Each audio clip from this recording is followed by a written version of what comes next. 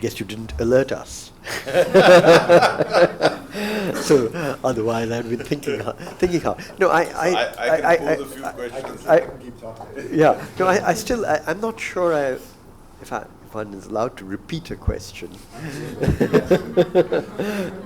didn't answer what you said. Yeah, that's the one that I felt kind of my worry about. Is this the end of the post-1950 globalization phase? I didn't quite get an answer to that.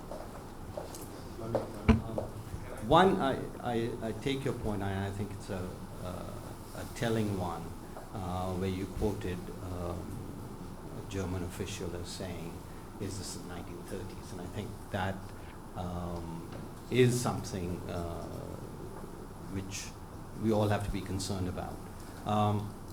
But related to that, and this is an open question, I certainly don't have the answer, but to what extent this questioning of globalization, which has really accelerated with Brexit, and I think it has, to what extent is this a phenomena that can be expected to continue?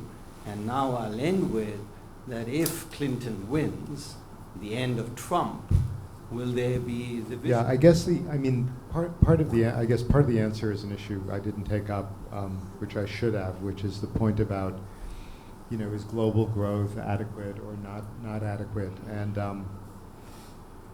I guess it is true that the overall rate is not that different from what has been in the past. But the weight of supposedly fast-growing emerging economies has increased over time.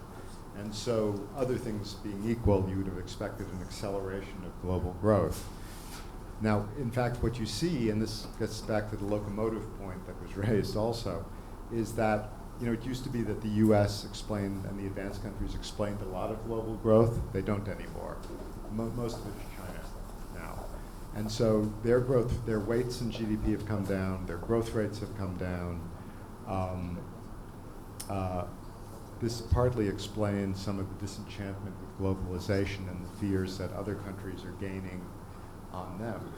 And it's kind of misguided, because you would have thought that, wealthy countries in what is now the emerging world would create bigger markets and more trade and all kinds of good things. And now instead we see this tremendous backlash. So what is it? Is this the end of globalization? And will we, instead of moving forward, have countries turn in on themselves? I think part of it, why I started off with growth, is that I think the lower growth in the advanced countries has been driving some of this. That it's been this interacting with the shifts in the income distribution within these countries has been very negative for the political scene. And at the same time, I think that less globalization also brings growth down. And so it's kind of a bad feedback loop. It's hard to know what to make of the trade slowdown. To the extent it's due to investment being low, that's correlated with low growth. But some of it may simply be that global value chains cannot grow as quickly as they grew and might be contracting. If we're now going to have 3D printing, we'll see more digital trade. You don't need to hire low-wage workers in emerging markets, because you can have almost no workers in the advanced countries and reshore some of your activities. Some of that is happening. Does that have negative consequences? Not at all clear. So it's very complicated. But I think that the atmosphere in the advanced countries, the view toward trade is very negative for the reasons I said. At some level, there has been, there's enough success in enough parts of the emerging world that it's, with enough repercussions, that it's actually beginning to be viewed as a negative, and it's affecting, the strategic position of the advanced countries in the world. I mean, that's why TPP is such a big deal. It is, really it has positive trade effects, but it's as a strategic move by the United States to maintain leadership in Asia, it's absolutely critical. And now you see both candidates turning their back on that due to economic arguments that don't really make any sense. So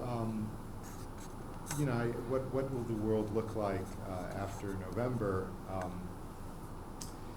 I think the atmosphere for trade will continue to not be a good one. And I think before the atmosphere improves, we'll have to see governments in the advanced countries really owning up to the fact that they need to invest in their workforces to make them competitive in a world where you can't take it for granted anymore that you're dominant with the educational base you have. I mean, we certainly see this at the Fund, where it used to be that 20 years ago, Fund staff would go to countries, and the technical abilities of the authorities were significantly less, and that is not true anymore. The authorities are trained in the best schools. They have basically the same training, and it's just a symptom of how the world has become more integrated, more competitive, and you're not going to succeed there by building walls. You're going to succeed by competing, and I think that mindset has to sink in the advanced economy, certainly in the U.S., and it hasn't sunk in yet. Hopefully, as the current older population leaves the scene, more dynamism, more investment in people will become possible, and the world will become more homogeneous in terms of skills, maybe not culture, but that's our future.